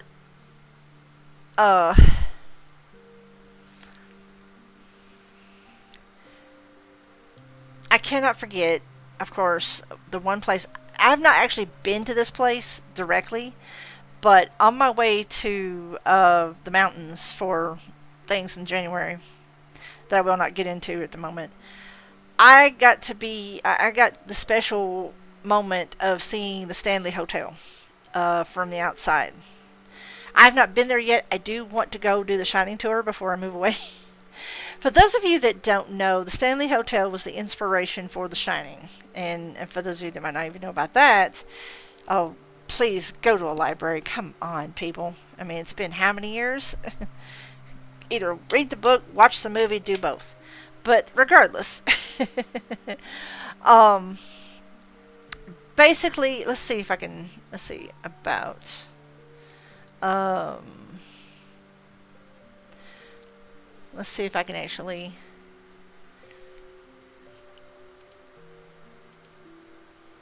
Let's see. Here we go. I'm gonna pull up the wiki about it because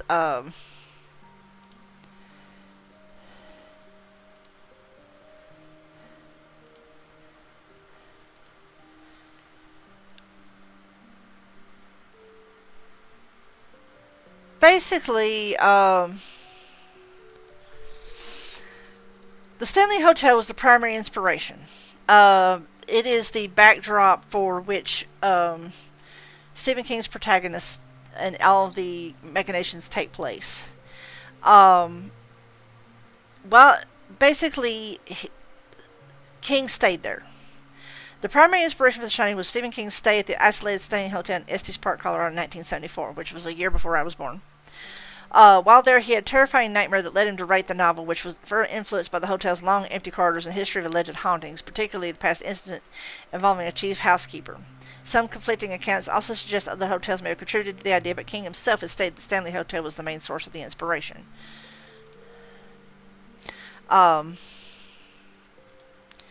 Actually, I'm going to go to a Screen Rant article about it. Yes, we have actually been featured in Screen Rant. Go figure.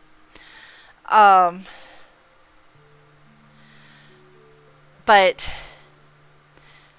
let's see. And in particular, the Room 2017. Although The Shining True Story doesn't involve a man named Jack Torrance losing his mind and killing his family, the locale, the book, and Stanley Kubrick's movie do have a real-life counterpart. In 1974, King and his wife spent time in the isolated Stanley Hotel in Estes Park, Colorado. When King stayed at the Shining's Overlook Hotel's inspiration, the Stanley Hotel in the mid-70s, he and his wife were in room 217. That specific room has a haunted history involving the chief housekeeper, Elizabeth Wilson. In 1911, Wilson was injured in an explosion caused by lighting a lantern. Though she survived the event, it is said she still wanders around the room moving luggage and folding clothes. King had claimed to see a young boy while going to his room, which wasn't possible considering he and his wife were the only confirmed guests. There have been several other accounts detailing unexplained noises, figures, and personal objects stolen or broken. While roaming the real hotel, King felt inspired by the long corridors and the isolated feel. His experience instantly gave him the idea for the horror novel. The Stanley Hotel was built by Freeland's Oscar Stanley in the Stanley Steamer fame and opened in 1909. The 142-room resort was meant for the wealthy vacationers and also served as a health retreat for those suffering from tuberculosis.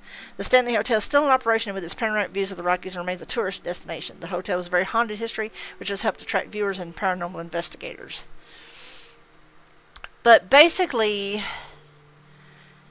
and there's also a real pet cemetery there too. So, the question is, did that inspire the second book? Another book. The cool thing is that and the reason I wanted to end out with that is because that's somewhere I'm nearby. I've actually seen the Stanley Hotel in real life. It is freaking amazing to look at it from outside. Eventually, I want to actually go and do the Shining tour. It's only $30 per person, so it's not that terrible, the budget.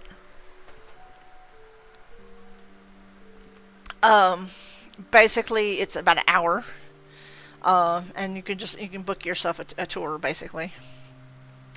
But what I love about that is that there's a high possibility that I'm snoozing this too.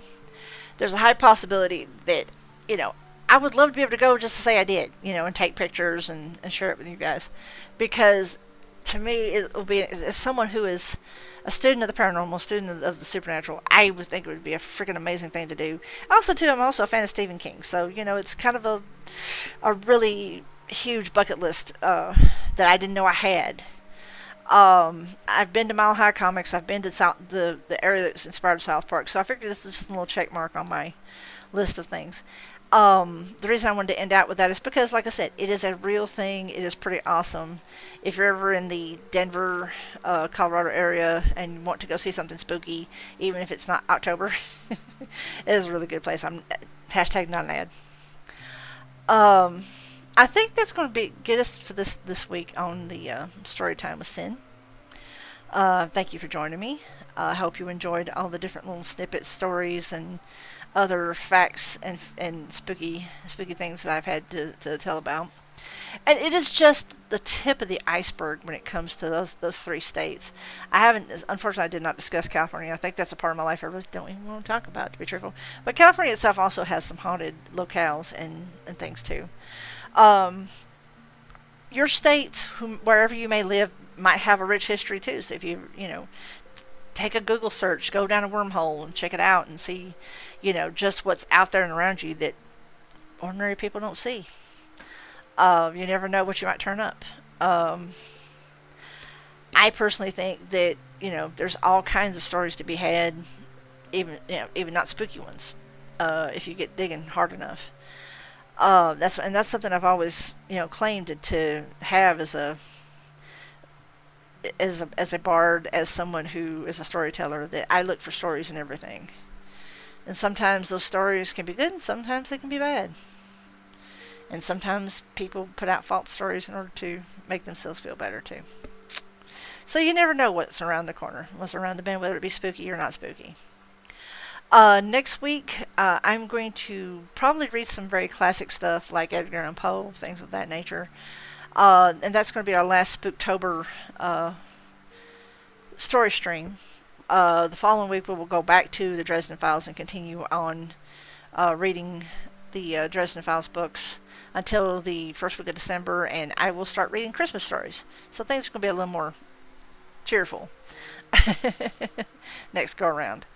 I am going to. We just had a new event drop in Dreamlight Valley. I was considering pulling up Vampire today, but I don't know. I think I may play it a little bit next week. I know I haven't played Vampire in a minute, so I may have to just start the game over.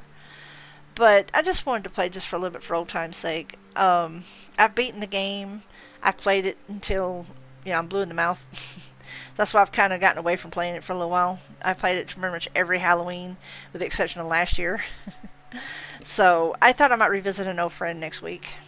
I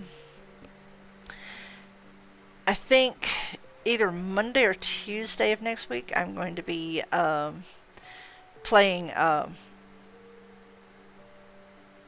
Dead Island 2 with friends. We're going to do some more zombie slapping next week, more spooky storytelling. Since this is technically my last stream of the week, since I'll be streaming movies on Friday, I figured I'd go ahead and encapsulate a few things ahead of time.